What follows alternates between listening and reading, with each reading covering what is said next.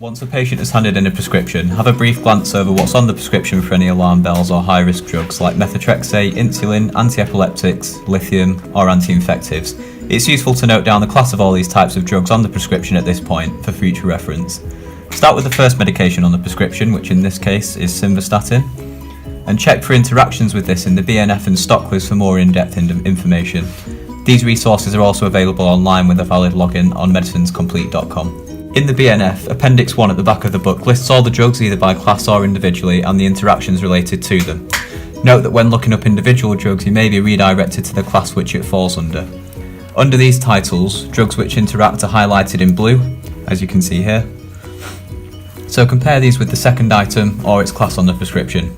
For example, with this prescription, the first item is simvastatin 40mg tablets, 1 tablet at night, and the second is amlodipine 10mg tablets, 1 tablet once daily.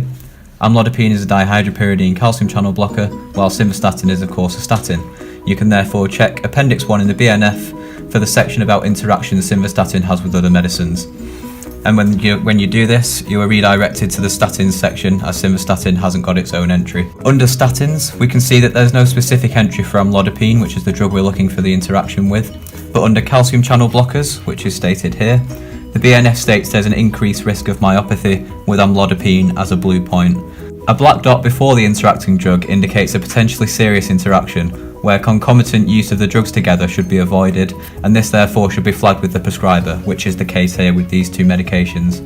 You then repeat the process for the first drug against any other items on the prescription which may be present, and flag any issues with the prescriber, remembering to formulate and suggest an alternative medicine or solutions to the problem.